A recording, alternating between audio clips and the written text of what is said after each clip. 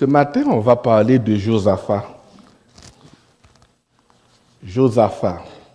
Juste avant de commencer de Josaphat, Pierre en a parlé tantôt, non pas Pierre, c'était Geneviève qui a parlé de cours de français. Quand j'étais au secondaire, j'ai étudié en Haïti, j'aimais beaucoup la littérature française. Et j'ai enseigné la littérature française dans les écoles secondaires. J'ai aimé beaucoup, d'ailleurs, en Haïti, vous avez eu le choix entre la littérature haïtienne et la littérature française. J'ai choisi la littérature française. J'ai aimé beaucoup la littérature française. Combien d'entre vous ici connaissent le roman Le Comte de Monte Cristo d'Alexandre Dumas? Mais si vous ne le connaissez pas, je vais juste vous donner un petit résumé. Ça raconte l'histoire d'Edmond Dantès. Edmond Dantès est un jeune marin honnête et prometteur, mais qui a été trahi par jalousie et ambition. Il a été injustement emprisonné et il a sombré dans le désespoir jusqu'à ce qu'il a rencontré un personnage, l'abbé Faria. L'abbé Faria lui a parlé, lui a transmis, savoir, discipline et une haute vision de la vie, une vision plus élevée, une conception plus élevée de la vie. Il a passé 14 ans en prison. Et après 14 ans, il s'est évadé. Il a découvert un trésor et c'est à la suite, juste un résumé, je n'ai pas besoin d'entrer plus dans le détail, qu'il est devenu le comte de Monte Cristo. Il a voulu se venger. Sa vengeance, qu'il croit légitime, le consume. Mais ce n'est qu'à la fin qu'il a compris que la véritable victoire n'est pas d'abattre ses ennemis, mais de choisir la vie plutôt que la haine. Qu'est-ce que cette histoire vous dit? Il y a un texte dans la parole de Dieu qui nous dit à peu près pareil. Romains 12, verset 19, où l'apôtre Paul nous dit « Ne vous vengez point vous-même, bien-aimés, mais laissez agir la colère, car il est écrit « À moi la vengeance, à moi la rétribution, dit le Seigneur. » Dans la vie, même non pour nous les chrétiens, il faut le dire, la notion du bien et du mal nous dépasse. Parfois on demande comment Dieu gère-t-il le bien et le mal? Comment Dieu juge-t-il? Qu'est-ce que la Bible dit à ce sujet?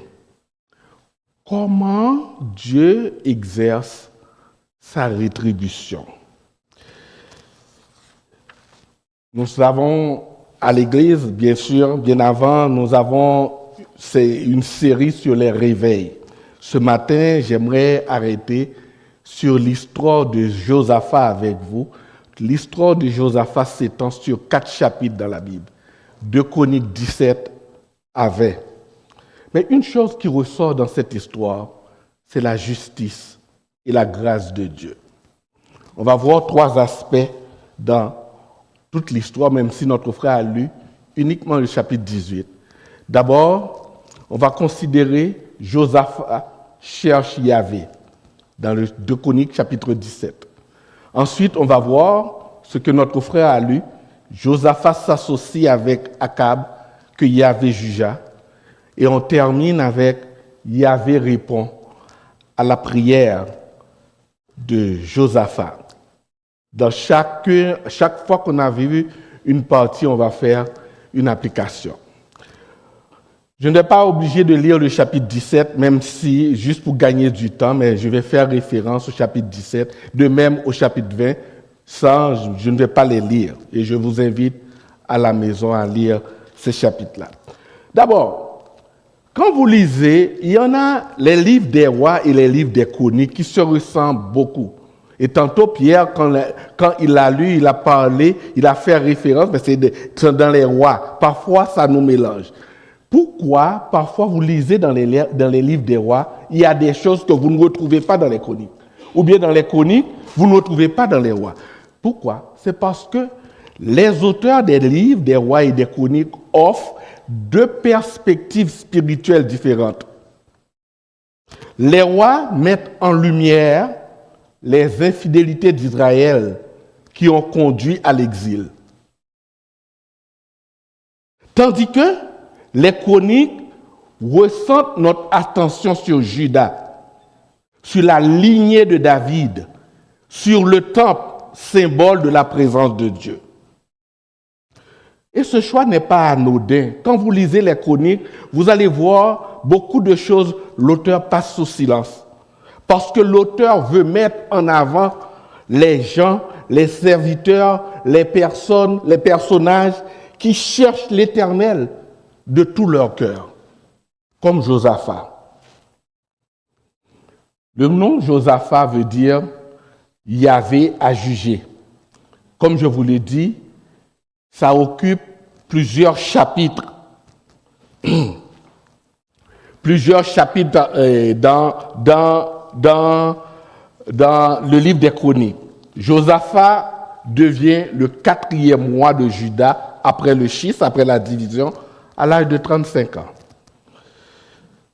Sa mère s'appelait Azouba. Il a régné 25 ans sur Juda. D'après 2 Chroniques 21, Josaphat a eu au moins 7 fils. Il faut dire, à l'époque, Juda jouissait d'une paix et d'une prospérité relative. Quelque chose qui ressort quand vous lisez dans 2 Chroniques 17, dès le début du texte, le verset 3 nous dit « L'Éternel fut avec Josaphat, parce qu'il marcha dans les premières voies de David, son père. » Lorsque l'auteur évoque David dans le texte, il faut faire très attention quand vous lisez le texte. On va toujours faire référence à David. Pas parce que David était le plus fidèle des hommes, non. L'auteur veut nous renvoyer à l'alliance que Dieu avait faite à David dans 2 Samuel chapitre 7. Notre pasteur Jean-Élie avait prêché le texte dans 2 Samuel. Tout ce qui va être dit dans le chronique par rapport au roi, tu vas le voir, on va toujours vouloir faire référence à David parce que l'auteur veut mettre en avant ce texte, cette alliance que Dieu avait faite avec David. Et c'est quoi cette alliance? L'alliance était le fondement des promesses messianiques que les prophètes, tous les prophètes, vont faire référence à cette alliance. Dans Ésaïe 55, le verset 3, Ésaïe va parler de cette alliance comme étant les grâces assurées de David, cette alliance éternelle. Et j'aimerais vous dire, il ne faut pas regarder David, cette alliance transcende David lui-même. Il va aller au-delà de David. David est la souche d'où sortira le Messie. Et d'après Apocalypse 22, le verset 16, Jésus est la racine et la postérité de David. Jésus, c'est le véritable héritier qui va maintenir la dynastie davidique, non par transmission, mais par son règne éternel. Quand vous continuez le verset 4, l'auteur précise que Josaphat ne rechercha pas les Baals, mais rechercha au contraire Dieu de son père et suivit ses commandements contrairement à ce que faisait Israël. J'aimerais arrêter un petit moment sur le terme rechercher. D'ailleurs, j'aimerais vous faire référence à ce que Jean-Élie avait dit. Le verbe rechercher, le terme qu'on a traduit par rechercher, implique une quête active.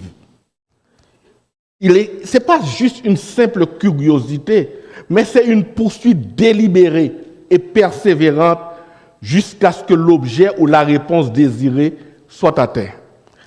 J'ai fait l'expérience durant les vacances. Je cherchais mes paires de lunettes. J'ai perdu mes paires de lunettes. J'ai cherché partout à la maison pour voir où j'ai mis mes paires de lunettes. Je n'arrive pas à le trouver. Comme j'étais en vacances, je me dis peut-être que c'est au travail que je les laissées. J'ai été au travail pour trouver. Je ne l'ai pas. J'ai été voir mon ophtalmologue pour lui dire ok, je veux refaire mes lunettes. Il m'a dit ça va me coûter $700. Waouh! Et j'ai même parlé à Francesca, j'ai dit ma négligence va me coûter $700. Parce que j'ai cherché partout. Figurez-vous, vendredi dernier, j'ai amené ma fille Francesca voir un dentiste pour enlever ses molaires, ses dents de sagesse. J'ai dit, je vais attendre à Luco. Arrivé à Luco parce que j'avais amené ma fille Laurie ici aux fêtes de fin d'année ici. J'ai été attendre à Luco. Arrivé à Luco, j'ai trouvé les lunettes. Où j'étais assis pour attendre Laurie, j'ai trouvé mes lunettes tout près. Donc, ça implique, c'est pas juste, je n'ai pas trouvé, ok, ça va. Non, Josaphat, c'était une détermination. Parce que ça va me coûter $700, j'étais déterminé à le trouver. Mais c'est la même chose. C'est une détermination intentionnelle. Dans le cas de Josaphat, ce n'était pas comme le texte nous dit qu'on enlève les idoles et c'est fini. Non, c'est une adhésion totale au vrai Dieu. Une poursuite entière au Seigneur et à sa volonté. Et d'après le texte, quand vous lisez le chapitre 17, Josaphat ne se contenta même pas pour une démarche personnelle.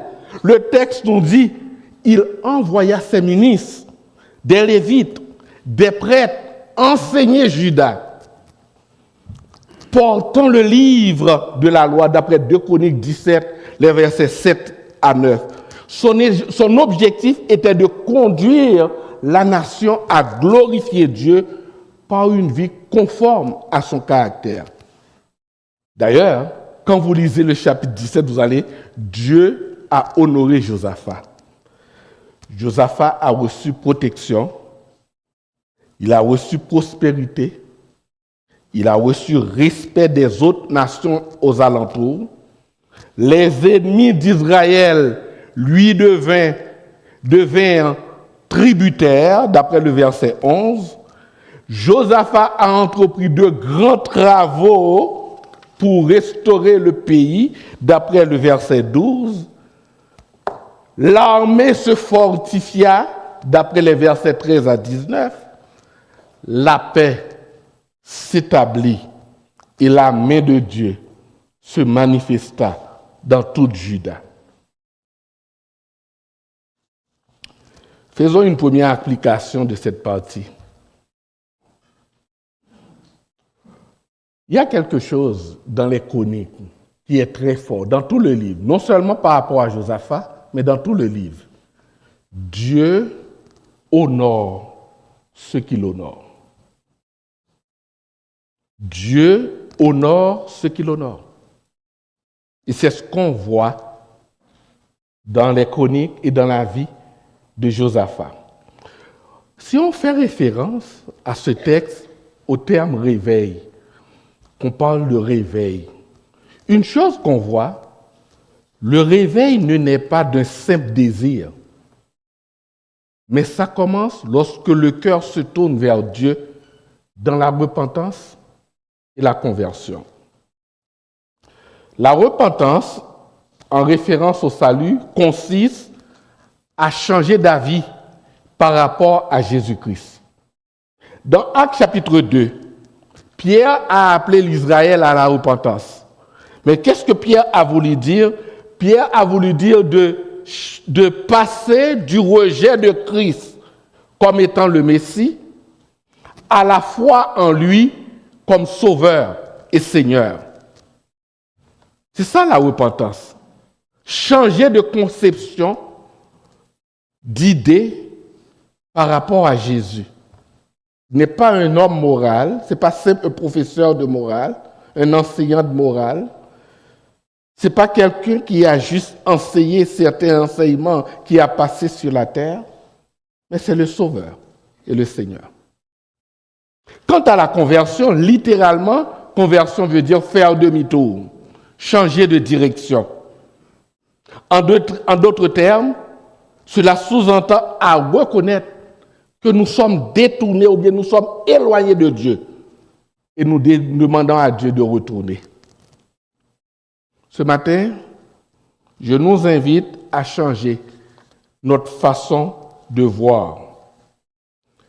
Ce matin, je ne vous invite pas à obéir à une loi de morale. Souvent, j'entends des prédicateurs parler beaucoup plus de la moralité. Comment il faut se conduire. Oui, c'est bien, mais c'est quand on est sauvé, on peut le faire. Seule la grâce de Dieu peut te faire laisser, que ce soit l'immoralité sexuelle, l'orgueil, la jalousie, etc. Je ne vous invite pas à suivre une loi de morale ce matin. Je vous invite de préférence à reconnaître que vous vous êtes détourné de Dieu et à retourner vers lui. Et je vais juste ajouter, ce n'est pas une fois dans la vie que je vous demande à le faire. C'est quelque chose que vous devez faire sans cesse dans votre vie. Chaque fois que vous détournez, que vous êtes éloigné de Dieu, retournez. Le prophète Jérémie nous dit, « Toi qui es l'espérance d'Israël, ô Éternel, tous ceux qui se détournent de toi seront confondus. » Un autre pilier du réveil qu'on voit dans le texte, le réveil, c'est le retour à la parole de Dieu. Je me réjouis chaque fois que j'entends Geneviève parler de la lecture du Nouveau Testament aux jeunes. Et moi, j'invite toute l'Église à y embarquer. Je me réjouis. Parce que le réveil ne jaillit ni d'émotions passagères, ni d'événements orchestrés. Le réveil va jaillir lorsque nous redécouvrons la Bible comme parole vivante et permanente de Dieu. Lorsque le peuple de Dieu comprend cette vérité, lorsque chacun de nous, en tant que chrétiens, nous prenons la Bible et nous la lisons sur une base régulière et nous implorons la grâce de Dieu, nous demandons à Dieu, donne-moi la grâce pour la mettre en pratique dans ma vie. Le réveil commence. C'est là que le réveil commence. Passons au deuxième point. Le deuxième point, Josaphat s'associe avec Akab, que Yahvé jugea. Le livre des Chroniques met en lumière un principe fondamental. C'est celui de la rétribution. D'ailleurs, quand vous lisez le chapitre, quand vous finissez de lire le chapitre 17, vous allez voir, l'auteur relie implicitement l'attachement de Josaphat à Dieu, à la stabilité et à la prospérité de son règne. Dès le premier verset, il montre les richesses et la gloire de Josaphat. Parce que Josaphat, dans le chapitre 18 bien sûr, parce que Josaphat chercha l'Éternel. Cette logique, en théologie, on l'appelle la théologie de la rétribution. Qu'est-ce que ça veut dire? La théologie de la rétribution établit une corrélation directe entre la conduite humaine et une réponse divine immédiate. Ça veut dire, si tu agis bien, Dieu te bénira. Si tu agis mal, Dieu te punira. À l'époque, il faut dire aussi, il faut être assez honnête pour dire qu'il y en a des textes dans la Bible qu'ils disent, comme Deutéronome, le texte de Deutéronome. Mais de plus, la sagesse traditionnelle du Proche-Orient ancien, qui était largement partagée en Israël à ce moment-là, la sagesse du Proche-Orient est imprégné, et surtout dans le livre des Chroniques, on le voit ressortir cette tendance. Parce qu'il faut comprendre d'où vient cette théologie ou bien cette façon de voir. Ça vient d'une conviction forte, c'est que Dieu est juste et Dieu promeut la justice. Si Dieu est juste, il ne peut pas supporter l'injustice. Donc, le désir de voir la justice de Dieu triompher a donné naissance à cette conception, à cette perspective. Ce matin, j'aimerais vous dire que il faut faire très attention. Cette conception, bien qu'appuyée sur un aspect du caractère divin, c'est très limité, demeure limité. En tant que chrétien, il faut faire très attention pour ne pas aller vers des jugements vers d'autres chrétiens. C'est pas bon. On ne connaît pas tout. Certes, le chapitre 18 que notre foi a lu, quand vous lisez le chapitre, l'auteur met en parallèle deux rois. Un bon roi, un mauvais roi, Josaphat et Akab. Il met aussi en parallèle deux groupes de personnages. Michée, fils d'Imla, prophète de l'Éternel, et les prophètes de Baal. Josaphat s'est distingué par sa fidélité à l'Éternel, tandis que Akab, influencé par Jézabel, s'enfonce dans l'idolâtrie. Tout allait bien pour Josaphat. Tout allait bien. Le premier verset nous dit qu'il a richesse, qu'il a gloire. Mais tout à coup, on voit des signes inquiétants qui apparaissent. Premièrement, quand on dit son fils, il s'est allié par mariage, c'est parce que dans 2 Chroniques 21, verset 6, vous allez voir, son fils Yoram épouse Athalie, fille d'Akab. On parle souvent de Jézabel. Athalie, c'était une mauvaise reine aussi, qui a fait tuer qui a tué toute la génération des rois en Juda, mais Joas, sauf Joas. On parle d'Athalie qui a littéralement donné un coup d'État pour régner, en tuant des gens. On parle souvent de Jézabel, mais sa fille, c'était telle mère, telle fille. D'abord, Josaphat, la première erreur consiste à son fils va marier avec Athalie, la fille d'Akab. Deuxièmement, Akab va organiser un grand festin. On a vu Josaphat et le peuple. Tout le monde, on mange, on fête, c'était bien. Deuxième erreur. Troisième erreur, Josaphat accepte une alliance militaire avec Akab qui ne glorifie pas Dieu.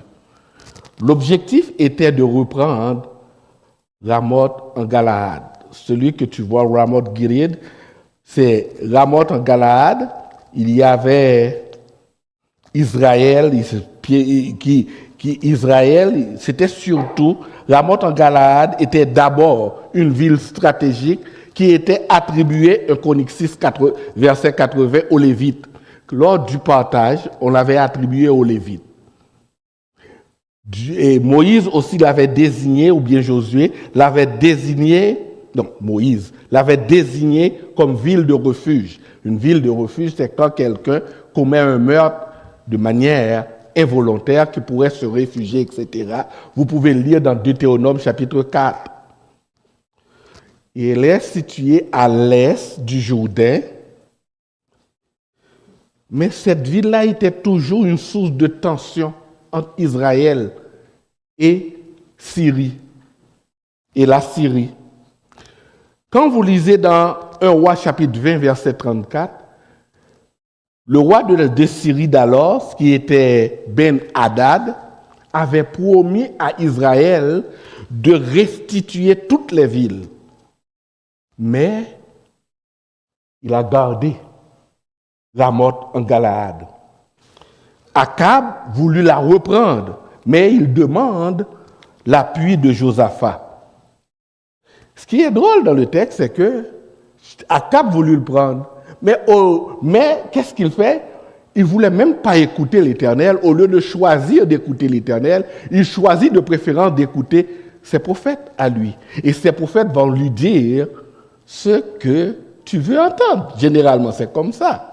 Les prophètes, les faux prophètes, vous donnent le message que vous voulez avoir. Et c'est ça la différence entre un vrai prophète et un faux prophète, d'après Deutéronome 18. Dans Deutéronome 18, des versets 17 à 22, on vous dit que on vous donne comment reconnaître le vrai prophète et le faux prophète. Parce que la différence ne se mesure ni à la popularité, ni aux apparences, mais à la fidélité à la parole de Dieu et à l'intégrité de sa vie. Le véritable messager de Dieu ne détourne jamais le peuple de Dieu de la vérité. Il n'encourage pas le mal et n'annonce pas des paroles qui restent sans accomplissement. Et c'est là que moi, je nous encourage à user de discernement. Aujourd'hui, au XXIe siècle, en tant que chrétien, je nous encourage, surtout vous qui êtes sur les réseaux sociaux, usez de discernement. Le discernement, si vous ne l'avez pas demandé à Dieu, parce que c'est un don de Dieu, il nous aide à reconnaître la vérité et à rejeter l'erreur. Il nous aide à aligner nos pensées, nos choix, nos actions sur la volonté de Dieu. Romains 12, verset 2. Usez de discernement. Tout ce qui brille n'est pas or. Tout ce qui brille n'est pas or. Quand quelqu'un vient vous dire, voici un message que l'Éternel m'a donné, qui n'a jamais dit, l'Église n'a jamais prêché, faites attention. Faites attention. Sur ce point, Josaphat a failli en s'engageant dans une guerre aux côtés d'un roi impie. Josaphat a mis en danger sa vie. Akab s'est travesti. Il s'est déguisé pour ne pas se reconnaître. Et là encore, ça devrait réveiller Josaphat. Josaphat devrait être la cible, pas Akab. Il n'est pas sot, Akab. Il n'est pas idiot. Il n'est pas stupide comme on le croit. Il dit, habille-toi, porte des habits royaux. Moi, je vais mettre des guenilles. Mais généralement, dans les guerres, c'est les généraux, c'est les rois qu'on tire d'eux. Il n'est pas stupide, lui. Et Josaphat a accepté. C'est ce qui arrive, qu'on prend dans les rouages du mal. Hein.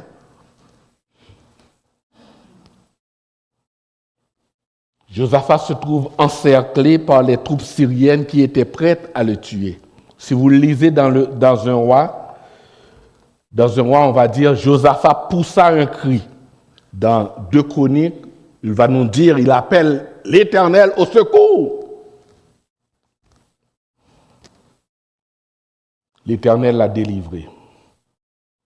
Akab, lui, tombe sous les flèches et meurt. Ce qui est arrivé à Akab, je vous invite à lire dans 1 Roi 21, versets 21 à 24. Le prophète Élie l'avait déjà dit. Le prophète Élie l'avait déjà dit comment Dieu va juger Akab et toute sa maison. Après l'épisode, après ce que Jézabel et Akab ont fait concernant la vigne de Naboth.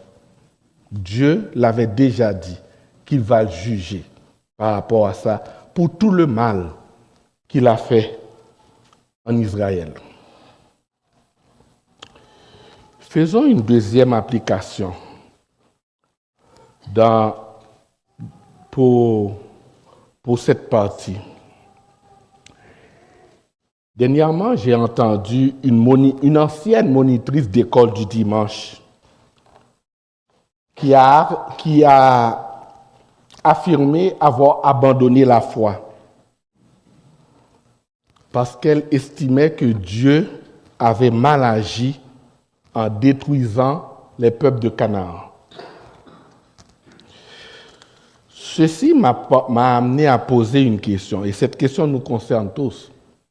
Selon vous, qui détermine réellement ce qui est bien et ce qui est mal? Aujourd'hui, dans notre monde, ces notions fluctuent au gré des opinions et des pressions sociales.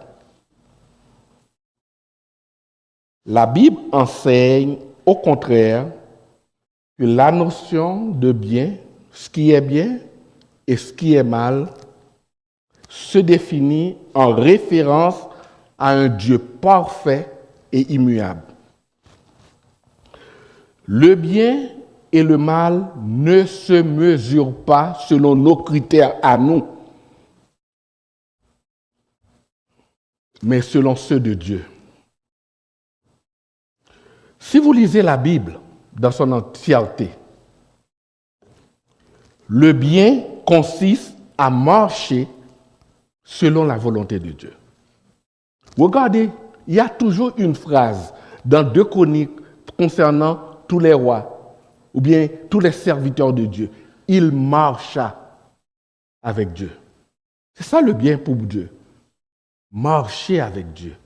Se soumettre à la volonté de Dieu.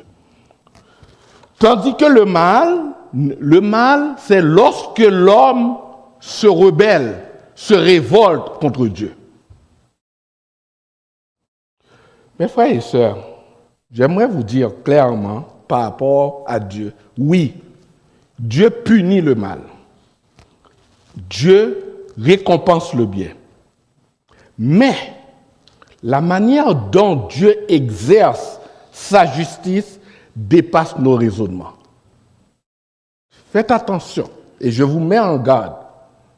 Ce n'est pas parce que un malheur a frappé un frère, la première idée qui doit venir en tête, il a péché. C'est faux.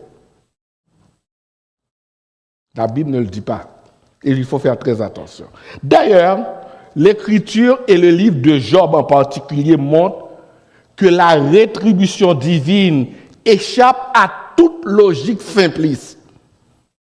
Ce n'est pas parce que quelqu'un traverse par un moment difficile qu'il a nécessairement commis le mal. Et ce n'est pas non plus parce que vous avez reçu $1 million que vous êtes béni. Nous, les chrétiens, nous sommes des Lucky Luke. Vous connaissez Lucky Luke?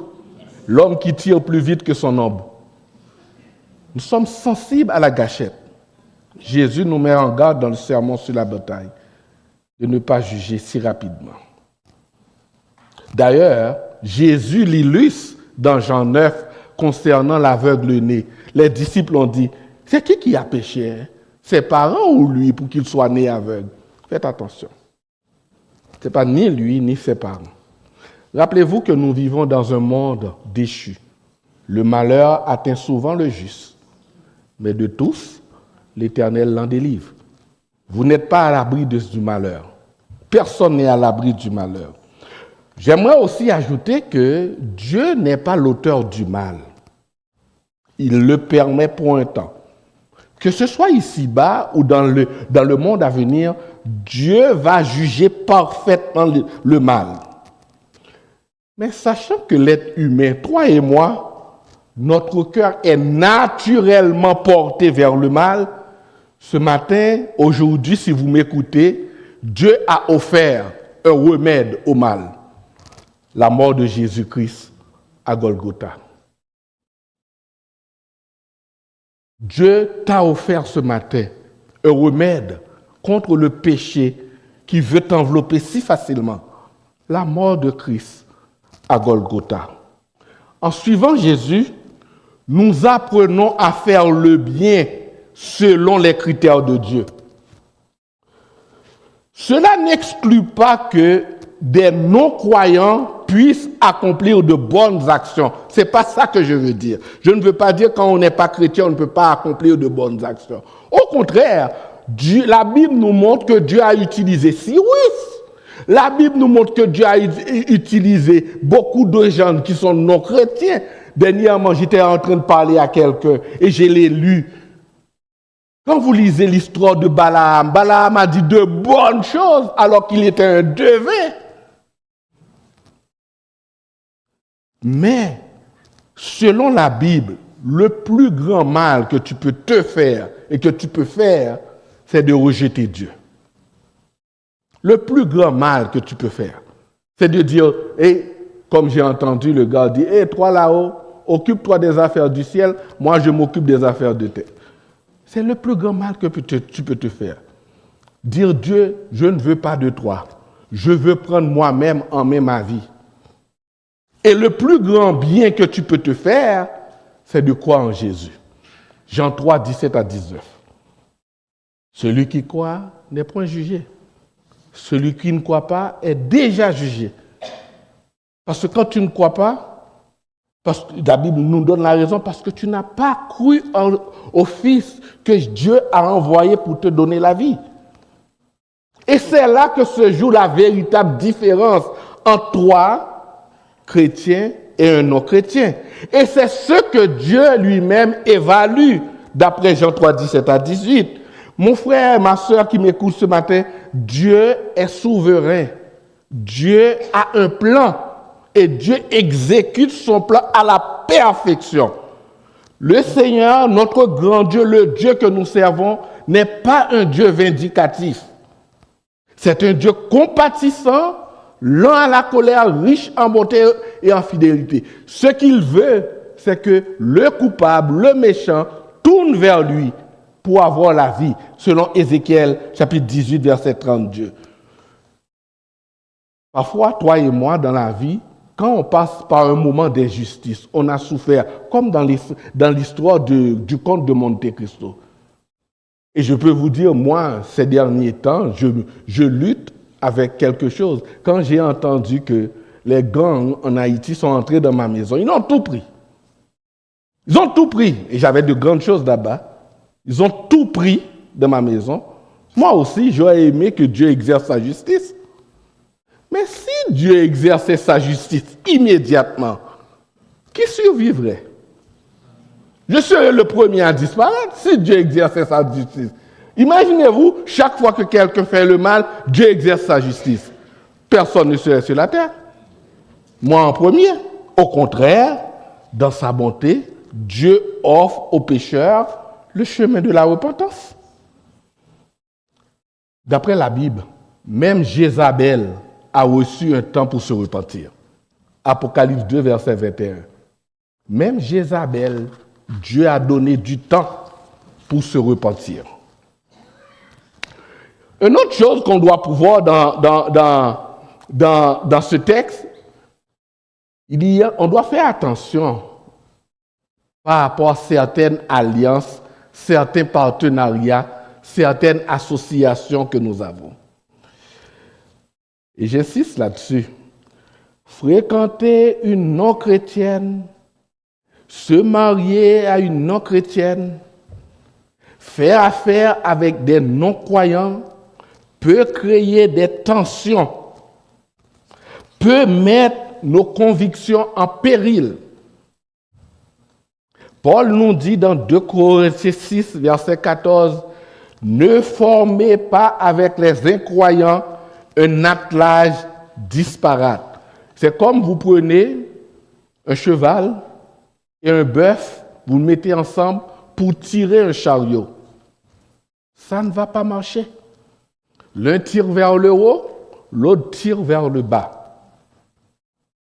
Une telle union tire dans des directions opposées. Moi, je ne suis pas en train de dire ici d'éviter les non-croyants.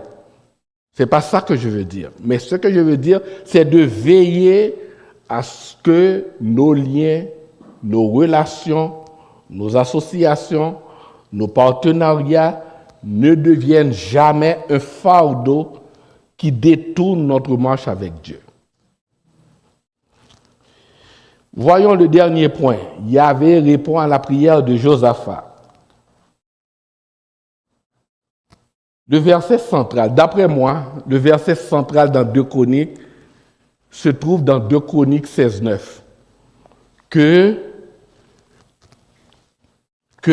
c'est Anani, le prophète Anani a dit à Asa, qui était le père de Josaphat, Dieu parcourt, l'Éternel parcourt du regard toute la terre pour que s'affermisse ce dont le cœur est tout entier à lui. Ce que l'auteur a voulu, dire, l'auteur a voulu encourager les Israélites. Il faut comprendre, dans le livre des Chroniques est écrit après l'exil. Donc, l'auteur a voulu encourager les Israélites, retourner dans leur terre après l'exil, à rechercher l'Éternel, en leur rappelant que Dieu soutient ceux qui lui appartiennent sans partage. Dans le chapitre 19, on a vu Josaphat entreprendre toute une série de réformes, à la fois religieuses et administratives. Encore une fois, son objectif, c'était de ramener le peuple à l'honneur de Dieu. Il a restauré le système judiciaire, il a confié cette responsabilité aux juges et aux lévites afin qu'ils rendent la justice selon la loi de Dieu. Josaphat a fait toute une série de choses. Mais arrivé au chapitre 20, quelques temps plus tard, Josaphat a appris l'arrivée des Moabites, des Ammonites et des Édomites pour lui faire la guerre. Josaphat, le texte nous dit, il est saisi de crainte. Mais cette crainte-là ne le paralyse pas. Cette crainte-là pousse Josaphat à rechercher Dieu. Notre frère l'a lu pour nous, tantôt. Josaphat proclame un jeûne dans tout Juda. Dans le chapitre 20, le peuple se rassemble pour implorer l'Éternel. Le texte nous dit que Josaphat, debout dans le temple, Josaphat prie avec ferveur. Sa prière rappelle celle de Salomon, quand Salomon dédie le temple, lors de la dédicace du temple. Ce qui me frappe dans le texte, on nous dit tout Juda se tenait debout comme un seul homme devant l'Éternel. Tout Juda se tenait avec leurs petits-enfants, les femmes, leurs femmes et leurs fils. Tout le monde implore l'Éternel pour que l'Éternel intervienne pour Juda. Face à l'adversité, Juda se réveille. Tout Juda se réveille. Dans le chapitre 20, on nous dit, Dieu répond par le prophète Yahaziel. L'Éternel dit, cette bataille n'est pas la vôtre, mais c'est celle de l'Éternel. Ce message rappelle la même chose que Moïse avait dit dans Exode 14, verset 14. L'Éternel combattra pour vous et vous gardez le silence. Le fait que le peuple a placé sa confiance en l'Éternel, l'Éternel a exaucé la prière de Josaphat. Quand vous lisez le texte, on nous dit que les ennemis s'entretuent. Juda n'a même pas combattu, les ennemis s'entretuent, laissant derrière un butin abondant. Le chapitre 20 nous montre, quand on cherche l'Éternel, l'Éternel me dit, me voici. Quand on cherche l'Éternel de tout leur cœur, Dieu répond. Dieu répond à la prière. Faisons une application finale et une conclusion. En résumé, Josaphat était un roi vertueux. Oui, il a commis des erreurs comme toi et moi, nous commettons des erreurs. Il n'aurait pas dû s'associer à Akab. Il a commis des erreurs. Mais qu'est-ce que l'Église chrétienne du plateau ce matin pouvait apprendre de Josaphat et apprendre aussi par rapport au réveil? D'abord, le réveil naît lorsque nous cherchons Dieu avec sincérité et nous nous laissons Dieu purifier, nous purifier. Le réveil naît lorsque toi et moi, ce n'est pas les autres, c'est toi et moi. Ça doit commencer par toi et moi, à chercher de tout cœur l'Éternel, à connaître l'Éternel. Comme Osée dit, cherchons à reconnaître l'Éternel. Sa venue est aussi certaine que celle de l'aurore. Ce n'est pas pour les autres, ce n'est pas pour les non-croyants, c'est pour toi, pour moi. Si nous désirons sincèrement un réveil, à l'Église chrétienne du plateau, demandons à Dieu de commencer par nous. Par nous. Et une fois réveillé, ton rôle, c'est d'aller aider ton frère à se réveiller. Une fois que toi et moi, on a compris, on veut servir Dieu, encourage le frère, la sœur qui est à côté de toi.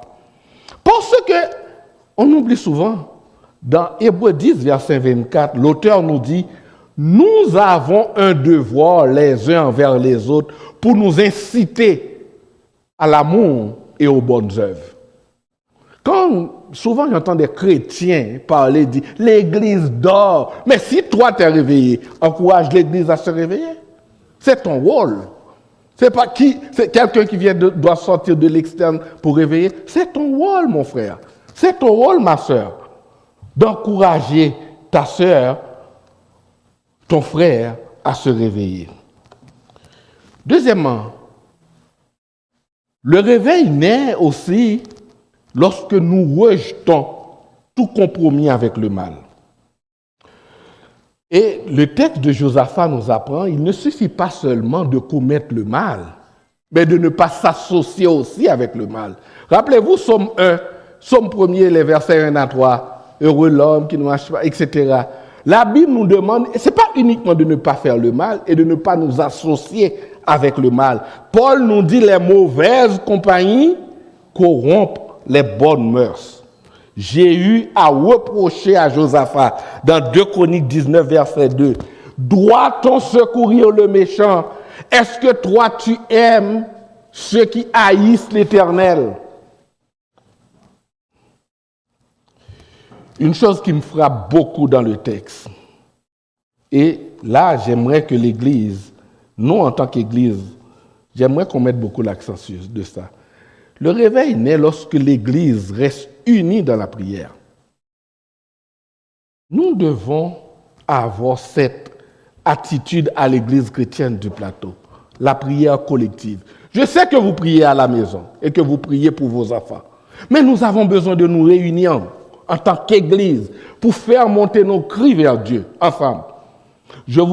En ce sens, je vous encourage à participer dans les groupes de connexion. Je vous encourage à participer dans les groupes de connexion. Allez trouver d'autres frères et sœurs, joignez-vous pour monter ensemble. Nous avons des projets dans l'Église. L'Église a des projets qui vont coûter des millions de dollars. L'Église a besoin de vos prières pour que l'Éternel... Imaginez-vous, on nous dit tout Juda comme un seul homme se tient debout devant l'Éternel. Remplacez tout Juda par toute l'Église chrétienne du plateau, comme un seul homme, se tient devant l'Éternel pour demander à l'Éternel d'intercéder. Parce qu'on a besoin on a des projets de construction, de rénovation, d'agrandissement, etc. Comme un seul homme, Seigneur, l'or et l'argent t'appartiennent. Envoie l'or et l'argent pour l'Église chrétienne du plateau plus. Accomplir ces projets.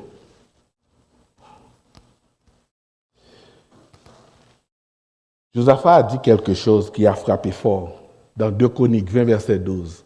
Quand il a vu l'armée, il dit, nous sommes sans force devant cette multitude nombreuse qui s'avance contre nous. Mais nos yeux sont sur toi. Et c'est ce que je vous invite, comme un seul homme, à participer dans des groupes de prière. Nos anciens ont besoin de prière. Nos diacres, nos diaconesses, nos responsables de ministère, nos enfants, nos jeunes ont besoin de prière. Cette belle initiative de Geneviève, vous pensez que ça va aller comme sur des roulettes comme ça? Ils ont besoin de prière. Donc, joignez-vous ensemble comme un seul homme, tous les frères, les sœurs, etc. Fermez la télé un peu, fermez les réseaux sociaux un peu, venez trouver pour nous prier ensemble. J'aimerais terminer avec quelque chose qu'on voit également dans le réveil. Généralement, le réveil déborde les murs de l'Église.